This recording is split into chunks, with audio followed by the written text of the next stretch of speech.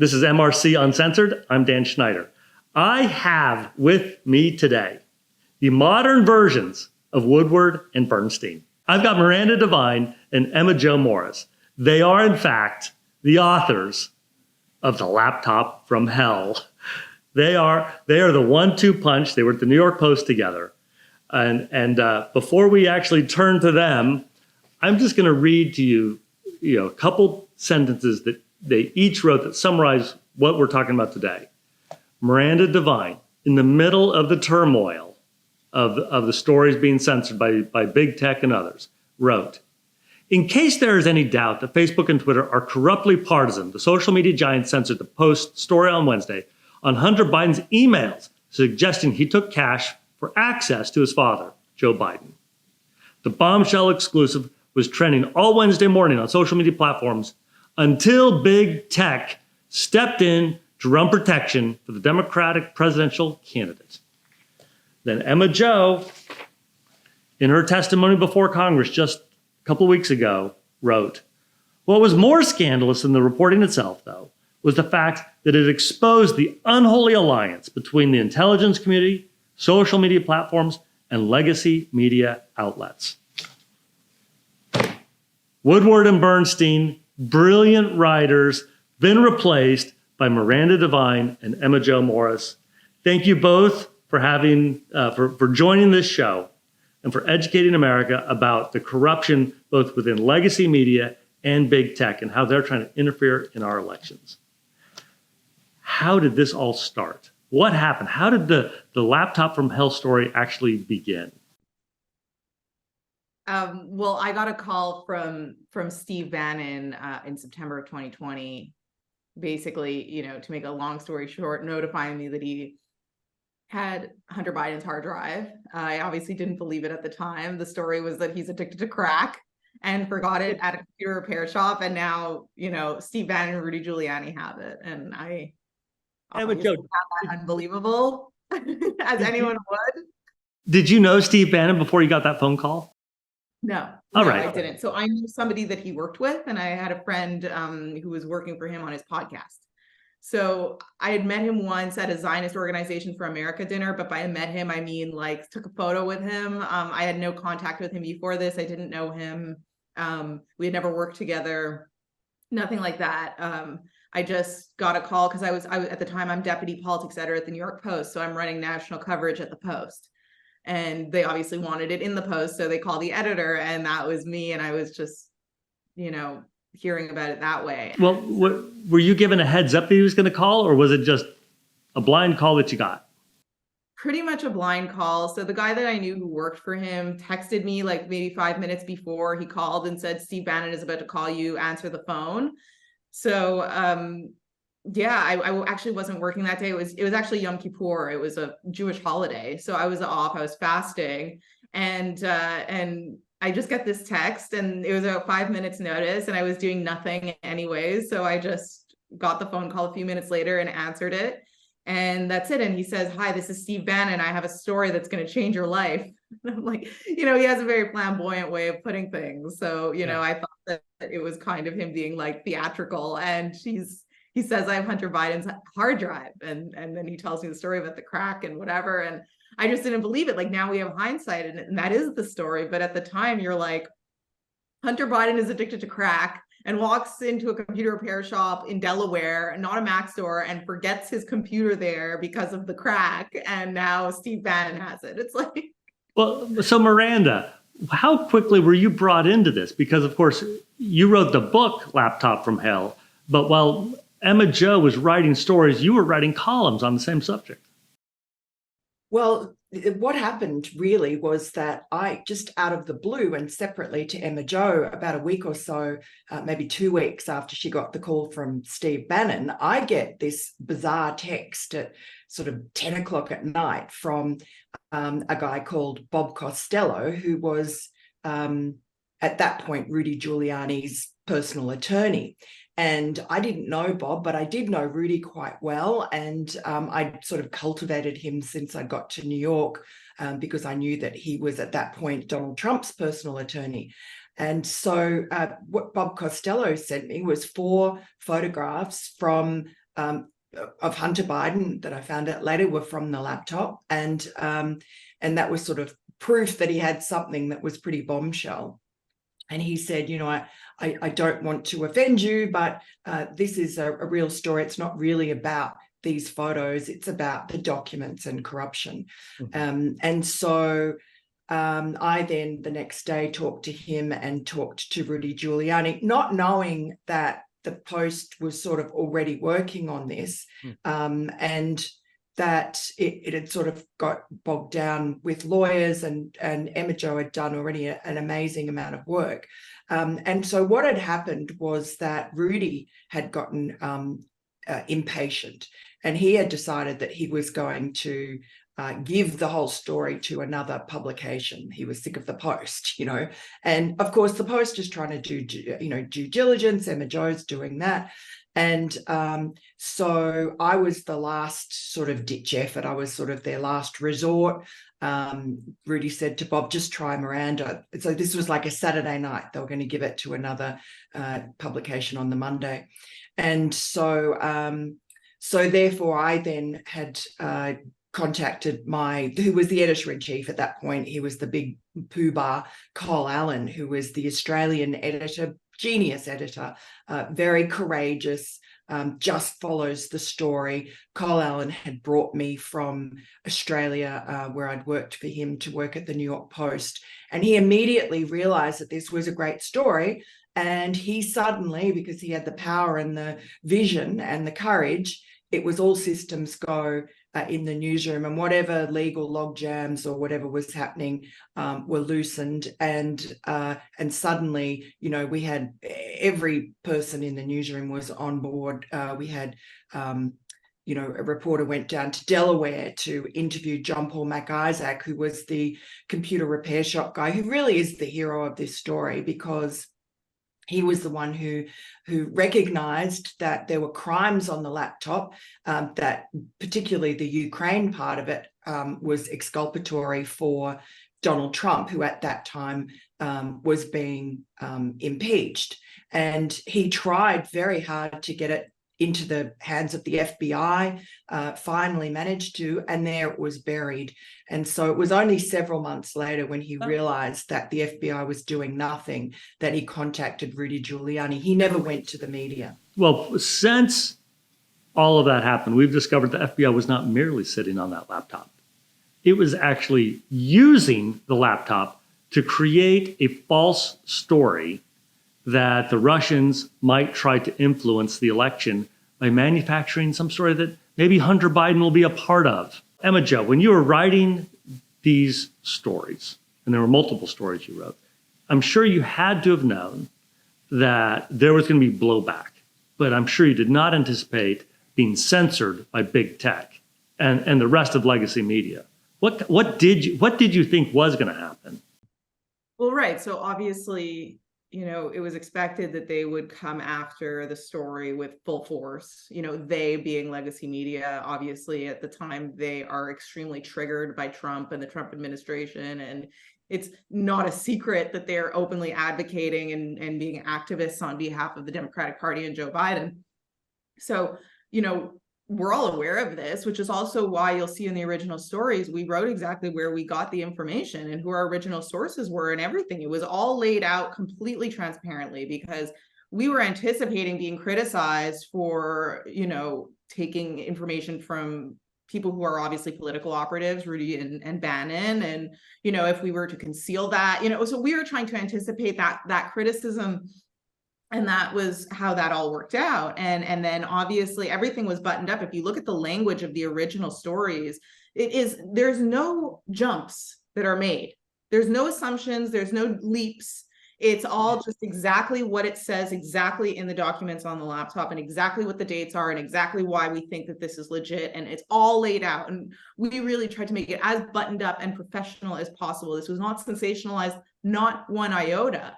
So we were expecting that kind of criticism from an activist media, and even from social media, because of the Russian disinformation collusion hoax and whatever, that they were running in 2016 and that they were obviously still running in this election. So, that stuff was all anticipated. I expected obviously to be gone after. I had previously worked at Fox News. I worked for Hannity. I anticipated all of that. But how could you ever, they had never run an operation like this before. They had never censored journalism like this before, not so blatantly and ham-handedly. They put the policy that they use for child porn on the New York Post's reporting. Well, like you could never have anticipated that. So I was anticipating like political scrutiny of me and of the work. And that was why I made sure that everything was on the level and everything was something that I could stand by, every comma. And we still have never retracted one comma because of that due diligence then. Yeah, well, here's what you did not anticipate, that these tech platforms would be hiring people out of the intelligence community and the FBI to work inside their own organizations, to collaborate with DOJ, FBI, CIA, to silence these sorts of stories. So Jim Baker comes along, James Baker. Yeah, Jim Baker. There's this really surreal thing, it bears pointing out, it's so crazy that it can't be overstated, where you have Jim Baker, who's the former general counsel he's the former deputy counsel at the FBI. He goes to be general counsel at Twitter. What happens when the FBI contacts you? Your Twitter, the FBI contacts you. What's the first thing anybody would do is go to their lawyer. So Twitter gets contacted by the FBI. They go to their lawyer. Their lawyer is the FBI. Like, that was the dynamic that was at play. And obviously we had no idea at the time, but that is so perverted and corrupt. It's like, you can't even wrap your head around it. Yeah. We could never have anticipated that. Well, and then with the Twitter files and then the most recent disclosure out of Jim Jordan's committee, Miranda, your name is top of the list of people to be tracked and followed. The government is tracking you. The government is telling these big tech platforms, that they ought to censor these accounts. Miranda, Emma Jo, when you've seen your names actually included in documents, that's got to be a little spooky. Look, I think what Emma Jo's talking about with the censorship of the New York Post, you can't downplay that. That is really, the fact that the fourth largest newspaper by circulation and the oldest newspaper in the country was censored by these unaccountable tech platforms, and they did it 2 weeks before an election on a story that, as Emma Jo said, has never been rebutted. And in fact, that every other media outlet now just admits was correct. And that was done really at the behest of the CIA and the FBI. And the Russia collusion narrative was added about 5 days after the first story that we published, by these 51 former intelligence operatives, mostly from the CIA. We now know from Jim Jordan's committee that they were prompted to write that. A guy called Mike Morell, who was a former acting CIA director, who was hoping to be Biden's CIA director if he won office, was prompted to get that letter written by none other than the Biden campaign, none other than Antony Blinken, senior advisor to Joe Biden, now Secretary of State, who called him a couple of days after our story and suggested, asked him questions about it, sent him an article in USA Today that said that it was our story was Russian disinformation. And Mike Morell has testified that he wouldn't have written that letter and he wouldn't have got 50 of his colleagues to sign it if he hadn't been prompted by Antony Blinken, who of course says, oh no, I had nothing to do with it. That was the CIA. We weren't aware at the time of these we knew that that letter was dishonest. We knew that when it was written. We now know specifically to help Joe Biden win the election, to help him get out of a tough spot at that final debate against Donald Trump. He whips out the letter as soon as Donald Trump brings up the corruption that we exposed that was in the laptop of of how Joe Biden had met with Hunter Biden's Ukrainian benefactors. He denied it all. He denied that he'd met with the Chinese benefactors. And instead he said, well, there are 51 former intelligence CIA people, and they all think that this is Russian disinformation. It's a Russian plant. It's garbage. And actually, you, Donald Trump, are the corrupt one. And it worked for him. He turned the whole thing around, and it was meant to work because, as Emma Jo says, it was a very sophisticated operation. And we also know from the FBI that our story had been pre-bunked to the social media platforms. We assume the same thing happened with Facebook because Zuckerberg has alluded to it, but we know for sure that it happened at Twitter, that there were weekly meetings before the election between the FBI and the social media platforms. And Yoel Roth, who was then the chief censor of Twitter, has said this in a sworn declaration, that at one of those meetings, the prospect was raised that there would be a hack and dump operation, a sort of Russian disinformation hack and leak operation. It would involve likely Hunter Biden and likely happen in October. And that's why when our story popped up on their radar at 5 a.m. on October 14, 2020, they knew exactly what it was. It was what the FBI had warned them about. And so it took them mere hours to censor it. Yeah.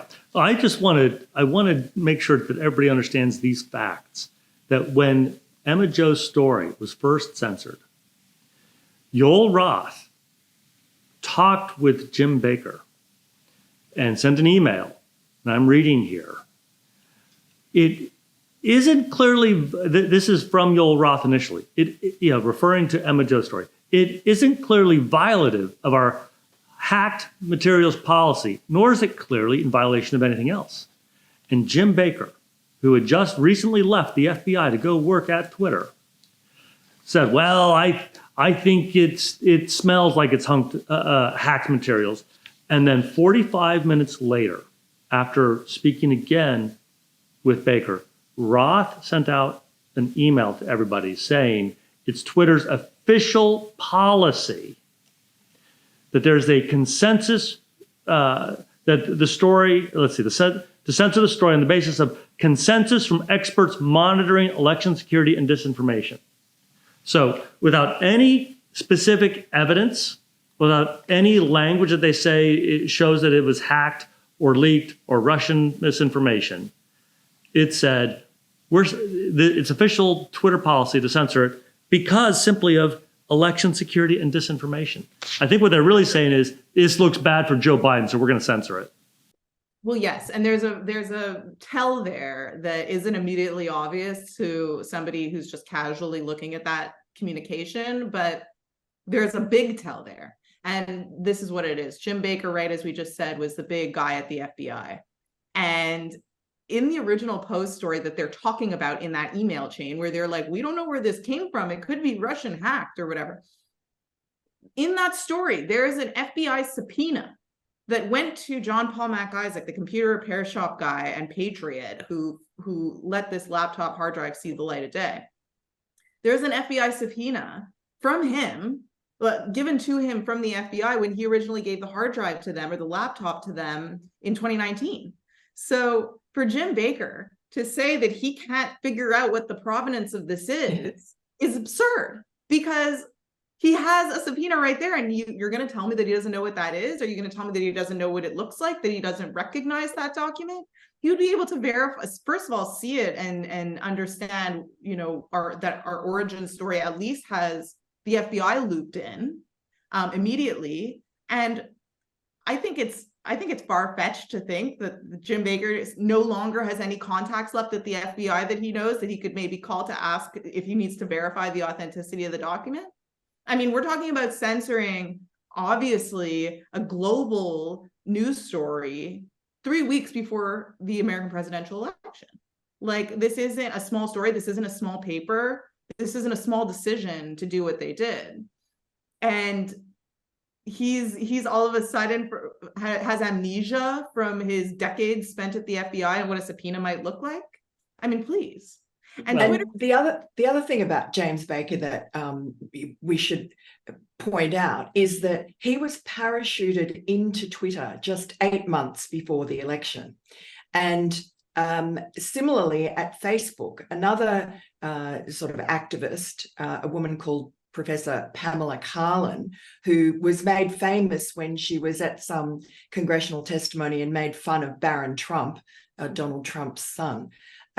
She was parachuted into Facebook around the same time and stayed there in this sort of election, disinformation monitoring role, just like James Baker on the legal side. And then afterwards, she left and got some cushy job at the DOJ.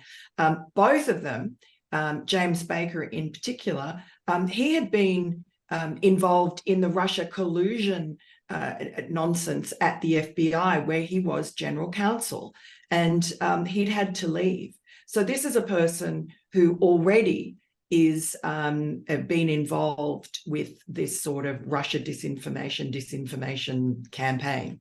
Well, Miranda, in your own writing here, you also explain who Andy Stone is at Facebook, who was instrumental in getting Facebook to silence this whole story.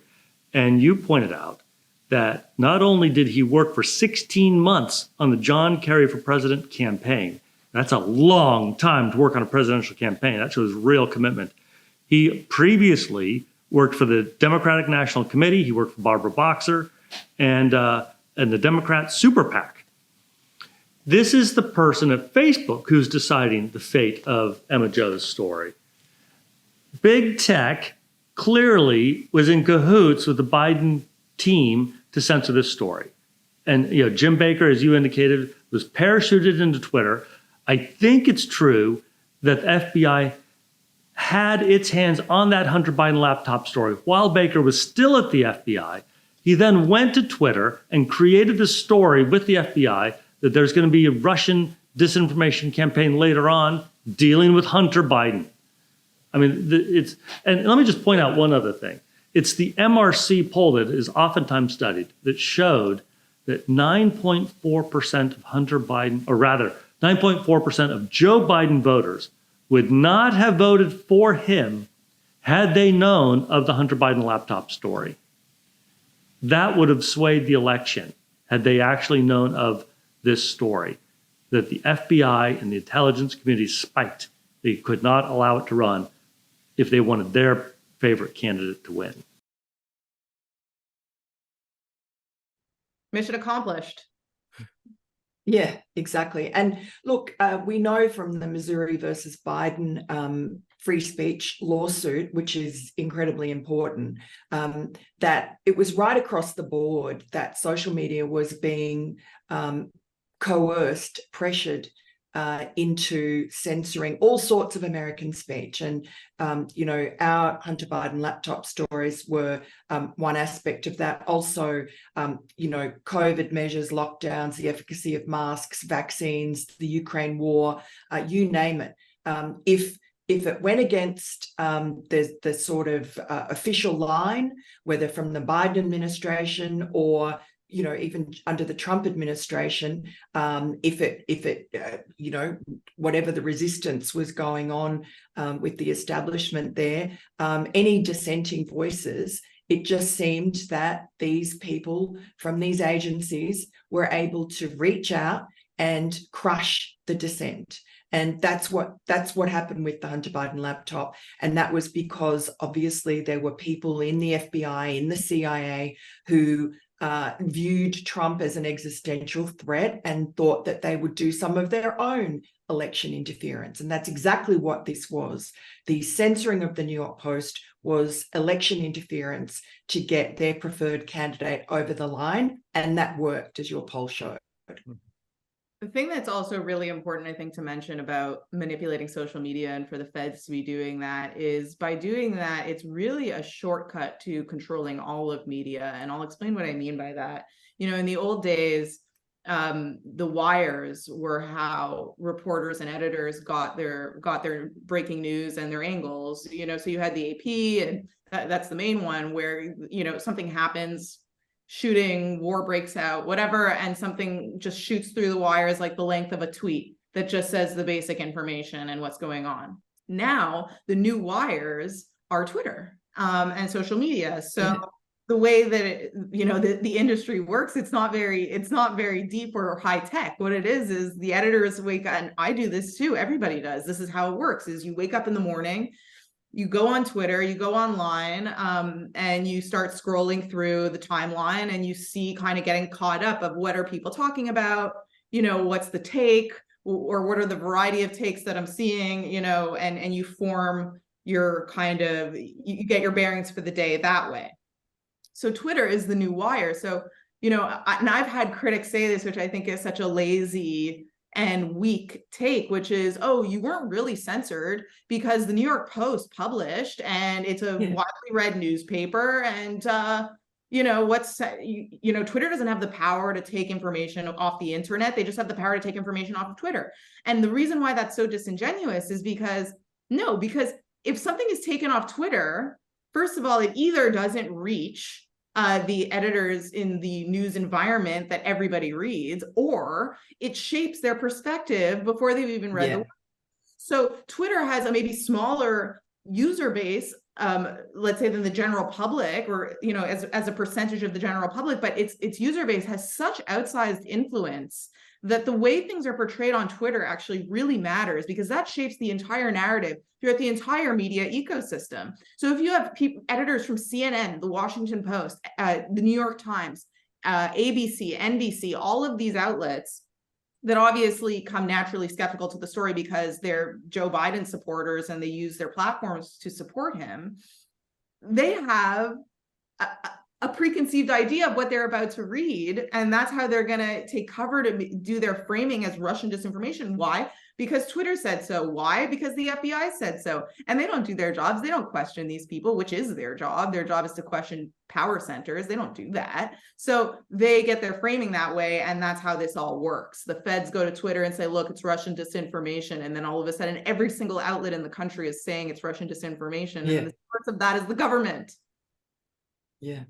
And also, you're absolutely right. It just branded the story as being suspect so that the other media outlets weren't going to follow up. And then, 3 days later, 5 days later, you then have the CIA coming out with their bogus thing. That just killed the whole story, stone dead. And, they knew what they were doing, and it was a concerted effort. They were prepared for it. And the reason that I think the FBI knew the story was coming was because they were tapping Rudy Giuliani's phone. They were eavesdropping on his cloud. So they knew, they read his text messages and his emails, and they had this covert surveillance warrants, which he only found out about 2 years later, this warrant. They had this warrant on him since a few months after he became Donald Trump's personal attorney. And they never charged him over anything, by the way. It was this bogus FARA investigation. But what it allowed them to do was to eavesdrop on him, spy on him.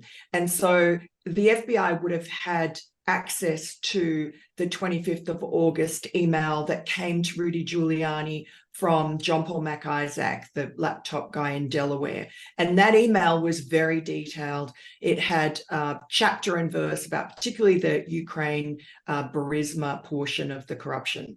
And they also would have had access to Rudy's iMessages with me, which were not very detailed, but certainly would have given them an idea that the New York Post was going to publish imminently and that it would be within days. So that they knew, and they also knew, of course, because they'd had the laptop since December 2019, and they also knew what we now know, that this 5-year investigation in Delaware by the IRS and the FBI into Hunter Biden's business dealings had uncovered some pretty serious allegations and evidence of crimes. And so they knew they had the whole picture, like nobody else had the picture like the FBI. And so when they intervened to censor the New York Post, they were anticipating it, and they knew, and they pre-bunked it, and they made sure that it didn't see the light of day because they knew how damaging it would be to Joe Biden. And it should have been immensely damaging when we only had, a part of the story then. But that first email that Emma Jo reported on in that first story on the front page of the post that got censored, that was a story about Hunter Biden getting a thank you email from an executive at Burisma saying, thank you for the meeting with your father last night in Washington, D.C., when Joe Biden was vice president. And Joe Biden's campaign, after our story, Joe Biden just went to ground. He did not talk to anybody for days. His campaign was telling us one story, which was, there's no such meeting on his official calendar, but he meets a lot of people and maybe, we can't discount, he might have shook someone's hand. On the other hand, they were telling the Washington Post, no way, unequivocally, did not happen. There was not a meeting. And, after the election, after we found that this meeting was actually a dinner at Cafe Milano that Hunter had organized for his father, the vice president, to meet with his clients from Ukraine, from Russia, and from Kazakhstan, people who were giving him millions of dollars. And Joe Biden went to that dinner. After we published that and all the emails and all the details and all the other people that were there, finally, that was also ignored. White House did not respond. But the Washington Post decided they were going to fact check the story and prove that we were wrong. And instead, the White House admitted that, yes, Joe Biden did go to that dinner, but not for very long. And he never talked about anything nefarious. So slam dunk. And still, the media continues on pretending that Joe Biden is telling the truth, is honest, and was not involved in his family's influence peddling operation. Yeah. Well, the media's favorite talking point now about the Biden bribery scandal is that there is no evidence. As the evidence gets as tall as the Himalayas, there is no evidence. And we also see how big tech continues to interfere in our elections. At MRC, we have reported repeatedly on how Google is burying the Republican presidential campaign websites, how they buried the Republican Senate campaign websites. In addition, how Google's artificial intelligence arm refused to explain what Hamas is or what the capital of Jerusalem is when Bard, that's the name of Google's artificial intelligence tool, Bard could tell you everything about Mecca and the Vatican, but nothing about Israel and nothing about Hamas. These big tech platforms are out to change the world in a left-wing narrative, and they're out to influence and change the results of our elections. It's not like the FBI walked in there, with jackboots and guns and took the place over. They were willing participants in all of this. They had like group chats. They were going to confabs at the Aspen Institute. This wasn't something where they were at gunpoint at all. And you would again, I've heard some sort of some mealy mouth kind of mumble tank criticism of this. Well, if they come to you, you have to listen. It's like, no, not at all. In fact, it's their role to be critical of the people that are trying to influence them and try to see what kind of motivation people could have for influencing them. These are the people who are in charge of the main communications platforms in the world. When the federal government is coming to you and saying, we need to control the flow of news on your platform leading up to the election, it's like, does that not raise an alarm? That's what's going on, is they were welcoming them in. It was like holding the door open and come in. I mean, they had a group chat on Slack, a channel called BU Alumni, Bureau Alumni, as in Federal Bureau of Investigations. This was a big happy family, and it's so sick. This is America, but ultimately it's like there's an ideological reason, there's a pragmatic reason, but that's what it is. Emma Jo Morris, Miranda Devine, thank you so much for being on the show with me. Now, if the viewing audience is not following Emma Jo on her Twitter account at Emma Jo, that's without an E, Emma Jo NYC, they don't know what's going on. Similarly, Miranda Devine, and this is simple, is just at Miranda Devine, Devine with an E. Miranda Devine, Emma Jo Morris, thank you so much for being on MRC Uncensored. It's been a real pleasure. Please keep up the great work. America needs you. Thank you so much. Thanks, Dan.